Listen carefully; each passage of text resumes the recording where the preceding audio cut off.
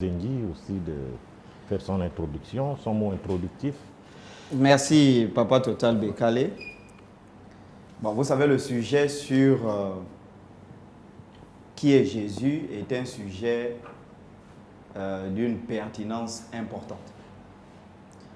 Et je pense qu'il y aura plusieurs émissions. Tout à fait. Pour comprendre, expliquer, décrire, découvrir qui est Jésus, cet homme de Bethléem, comme vous l'avez dit. Alors, donc, pour cette émission introductive sur le sujet, j'aimerais qu'on revienne sur les fondamentaux. Parce que pour l'instant, on n'est pas... En fait, je ne sens pas qu'on est rentré dans le sujet. Qui est Jésus de Bethléem? Il y a deux voies à prendre avant de commencer ce sujet-là, avant de rentrer dans sa divinité. La première voie, c'est de savoir, est-ce que Jésus a existé? Si oui, on nous donne les dates de son existence, les preuves de son existence, son évolution, qu'est-ce qu'il a fait? La deuxième chose, sinon, qui est alors ce Jésus qu'on nous présente dans presque tous les courants religieux? Avant de rentrer, moi je vais prendre un exemple. Mon frère ici, il est catholique. Papa Yon est protestant. Mais je suis curieux de constater que les deux s'accordent pour dire que Jésus, vraiment, c'est Dieu. Je suis très curieux. Depuis quand les protestants et les catholiques prient le même Dieu? C'est la question que je pose. Depuis quand les catholiques et les protestants peuvent s'asseoir pour dire Jésus est Dieu, on est d'accord? Quand on sait ce que l'Église catholique a fait subir aux protestants, quand on sait les raisons pour lesquelles Martin a quitté l'Église catholique après avoir rédigé 95 thèses contre l'Église catholique, il a quitté l'Église catholique en 1517. Il a été même convoqué par le pape en 1522. Le pape a dit, Martin, renonce à ce que tu veux faire là, tu as envie de gaspiller notre business. Martin a dit jamais. Martin a quitté l'église, il va écrire des Vere de falsa religione commentarios, 1525, le mouvement de protestants va naître. Pour combattre justement, depuis quand? Moi, c'est la première chose qui m'étonne. Non, mais... Et c'est ça l'hypocrisie, suivez, c'est ça l'hypocrisie que je n'aime pas dans le christianisme. Si vous demandez à Papa Yon, est-ce que les catholiques iront au ciel? Il va vous dire c'est faux. Tous sont perdus, parce qu'ils adorent le diable. Mais vous les voyez les deux, et c'est ça qui s'est passé entre les pharisiens et les sadducéens quand le Jésus qui est dans la Bible est venu. Avant que ce Jésus ne vienne, les deux ne s'entendaient pas. Parler de Jésus. Mais quand il est venu, non, ben je suis en train d'arriver. Quand il est venu, vous voyez, les deux là s'entendent alors qu'ils ont des croyances diamétralement opposées. C'est-à-dire que si tu m'aimes protestant et catholique, c'est la guerre. Partout dans le monde, ce sont les gens qui ont sémé le trouble, les guerres qu'on a dans le monde, c'est entre protestants et catholiques. Je reviens, oui. On y va. Quand on parle de Jésus, Jésus qu'on parle, je vous ai apporté des photos. Je vais poser la question aux chrétiens. Parce qu'on parle de l'homme de Bethléem et ils vont répondre. Est-ce que celui-là, monsieur le catholique? N'importe quoi. Oui. Lui, c'est Jésus. C'est une représentation. C'est une représentation. On représente quelque chose en fonction de ce qu'on a vu. Bien sûr. Donc ce blanc-là, je montre aux yeux de tout le monde, toute l'humanité. Ce blanc-là, qui a la barbe bien peignée, les cheveux bien, il a vraiment un tissu qui vaut pratiquement 10 millions, 15 millions de dollars. Donc cet homme-là, c'est Jésus. C'est une représentation. D'accord. La représentation, elle est parfaite. Alors on arrive, celui-là. Mais elle n'est pas différente de celle-ci. Elle n'est pas différente. Oui. Elle n'est pas différente. D'accord. Je donne la deuxième, la troisième. Et celle-là. Cette photo, cette image falsifiée par les branhamistes. La peinture d'Hoffmann. C'est une représentation. C'est une représentation. Oui. Donc, est-ce que les deux représentations-là sont pareilles? Quand on prend ces deux représentations-là, monsieur le catholique, bien sûr, quand on prend les deux représentations-là, en fait, est-ce que ces deux Jésus-là sont pareils? Moi, j'ai comme l'impression ici que c'est un Français et ici, on a plus un Américain. Je ne vois pas ce que vous voulez prouver. Mais attendez, je vais vous prouver déjà les mensonges qui gravitent autour. C'est pourquoi je suis étonné quand... Toi, tu crois au même Dieu que Papa Yon. Parce que si je montre ça à Papa Yon ne croit pas que ça c'est Jésus. C'est vrai ou c'est faux? Le boss. C'est vrai. Ça, c'est Jésus, non? Ce sont des Monsieur- images Monsieur qu'on a Chocolat. prises comme ça. Est-ce que ce sont les, est-ce que c'est Des Jésus? images au hasard, Vous c'est pas permettez? Jésus. C'est pas Jésus, non? Personne n'a jamais permettez? filmé Jésus. D'accord, allons-y, je Personne poursuis. n'a jamais filmé Jésus. Non, peuple africain, suivez les mensonges. On est là, non? Bon, ça c'est Jésus américain, il n'y a pas de souci. Un mensonge. Pourtant, ces images-là sont adorées dans les églises. Ça, ces images-là sont adorées. Ces gens-là sont adorés. Allons-y. Ça, c'est un Jésus. Il est de quelle nationalité, lui? C'est une représentation de quelle nationalité? Bon, elle a l'air plus asiatique. Asiatique. Oui. D'accord. Donc, les Chinois ont leur propre représentation Oui. de Jésus. Oui. Très bien. Allons-y, on poursuit. Et celui-là,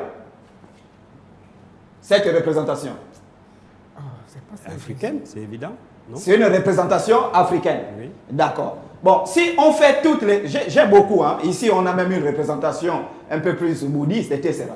C'est pour revenir à quoi, Papa Total? C'est que j'aimerais faire comprendre ici. Oui. On ne peut pas voir une personne qui a toutes ces représentations-là. Déjà, il y a quelque chose sur lequel on s'accorde. Ça, il n'y a pas quelqu'un dans l'Antiquité qui s'appelait Jésus. Ça n'existe pas. Les chrétiens vont vous dire, parce qu'il faut d'abord commencer par venir, est-ce que Jésus a existé? Jésus, le nom là, Jésus, le personnage Jésus n'a jamais existé dans l'Antiquité. Mais est-ce que c'est le nom? Je viens, je suis formel. Oui, non, le nom compte. Pourquoi? Parce que si vous me dites, le personnage qui existait, c'était Yeshua, et la traduction en français, la traduction française, c'est Jésus, alors donnez-moi la traduction française de Michael Jackson en français. Michael Jackson, c'est en anglais. Donnez-moi la traduction en français. Donnez-moi la traduction en français de Barack Obama. Donnez-moi cette traduction en français. C'est pour revenir sur quelque chose de très pertinent où la tromperie est passée. Les livres historiques qui n'avaient rien à y voir avec le personnage de Yeshua, certains ont parlé de l'existence d'un homme qu'on appelle Yeshua, qui était rabbin, qui a été tué. Et parmi les livres historiques, nous avons Flavius Joseph, qui va écrire l'Antiquité juive 93-94. Et lui, il va parler brièvement de Jésus. Et je rappelle que Flavius Joseph, il est pharisien. C'est un historien de l'Antiquité juive qui n'a rien à y voir, qui n'a aucun intérêt de parler de Yeshua. Mais il va dire, en racontant les guerres qu'il va y avoir entre les Romains et les Juifs, notamment la guerre la plus connue, celle que Titus Valerius Taurus va causer à l'an 70, qui va pousser les Juifs à l'exil. Il va expliquer qu'en ce temps-là, vivait un sage, un maître qu'on appelait Yeshua, qui a enseigné aux gens la vérité et qui a été tué. Voici, première chose. Deuxième, on a des Romains qui n'avaient également rien à y voir avec Jésus, qui vont parler notamment Pline, qui vont parler exactement de, comment est-ce qu'on appelle? Ils ne vont pas parler de Jésus, ils vont parler de Yeshua. Parce qu'on va quitter de Yeshua qui signifie Jéhovah sauve ou bien Dieu sauve à Jésus. Mais or, dans l'Antiquité, la lettre J n'existe pas dans l'alphabet juif. Et donc, on va se rendre compte que cette lettre-là va apparaître au 15e siècle. Ce sont les moines catholiques, parce que quand on assiste au développement des langues romanes, notamment le français, l'espagnol, tout ça, la lettre J va apparaître tardivement, pratiquement au 15e siècle, dans l'alphabet des langues européennes. Et c'est à partir de là qu'on va voir apparaître le nom Jésus. Donc, Jésus n'a jamais existé. Celui qui existait dans l'Antiquité, qu'on connaît, que l'histoire révèle, c'est celui qu'on appelle Yeshua. Alors, laissons un peu... Oui, on revient. Partons sur le plan spirituel. Oui. Non, mais avant de rentrer sur le plan spirituel, Oui. il faut d'abord qu'on s'accorde sur le plan physique. Parce que sinon, on va se mettre à mentir les gens. Non. Moi, j'ai écouté mon frère ici dire, le christianisme est en train de gagner du terrain. Quel christianisme qui gagne du terrain? Quel christianisme qui gagne du terrain en Afrique? Ça, c'est un mensonge qu'il faut corriger à la télé. Lequel des christianismes? Qui cite les pays où le christianisme gagne du terrain? Est-ce que c'est le christianisme catholique? Est-ce que c'est le christianisme protestant? Est-ce que c'est le christianisme des éveillés? Lequel des christianismes? Déjà, si c'est le christianisme catholique, c'est pas la peine, ça en perte de vitesse. En un mot. Les protestants en perte de vitesse. Mais on ne peut pas parler en un mot du christianisme. On ne peut pas le faire. On ne peut pas parler en un mot du christianisme parce que déjà les deux qui sont là, l'un croit que l'autre est chrétien, l'autre croit que l'autre n'est pas chrétien. Donc on ne peut même pas parler d'une unité du christianisme. Il faut dire qu'actuellement, il y a des boutiques, c'est-à-dire des pasteurs qui sont à la fois animistes et qui se cachent derrière le christianisme, des pasteurs qui sont à la fois francs-maçons, qui se cachent derrière le christianisme, des pasteurs qui sont rosicruciens, qui se cachent derrière le christianisme, spiritistes, qui se cachent derrière le christianisme, qui sont en train d'étendre leur commerce dans le monde. Mais ne dis pas que c'est Jésus qui est en train d'être enseigné, parce que ça, c'est complètement faux. Alors maintenant, venons sur son enseignement. Mais on ne peut pas venir sur son enseignement si on ne s'accorde pas d'abord sur son existence. Parce qu'avant de venir sur son enseignement, il faut qu'on s'accorde sur son existence. Il y a quand même un enseignement derrière. Mais il faut d'abord qu'on s'accorde sur son existence. Alors, le Jésus dont ils enseignent là, c'est qui? Tu veux t'accorder avec qui? Le Jésus, parce qu'il doit venir démontrer que... Non, papa total, il faut qu'on soit clair. Oui. Pour qu'on s'accorde sur l'enseignement de quelqu'un. Moi, je suis contre certains kémistes et animistes qui disent Yeshua n'a jamais existé. Je ne suis pas d'accord. Et l'argument qu'ils vont trouver, c'est de dire ben, il n'y a pas de preuves historiques de son existence. Non, ce n'est pas parce que quelqu'un n'a pas laissé de preuves historiques qu'il n'a pas existé. Voilà. Moi, si je prends mon arrière-arrière-grand-père du côté des Fangs ou je ne sais pas quoi, il n'a pas laissé des preuves archéologiques ou quoi que ce soit. La seule preuve de son existence, c'est peut-être moi, que je suis là aujourd'hui. Mais du point de vue archéologique, il n'a certainement rien laissé. Ça ne veut pas dire que c'est pas parce que quelqu'un n'a rien laissé qu'il n'a pas existé. Voilà. Si on prend aujourd'hui, si les Européens n'avaient pas raconté les guerres que Mbombe Yanyande ou bien Zengi Fundu avaient eues avec les Européens, certainement beaucoup, on n'aurait même pas connu leur existence. Donc pour revenir sur la question, il faut d'abord qu'on s'accorde.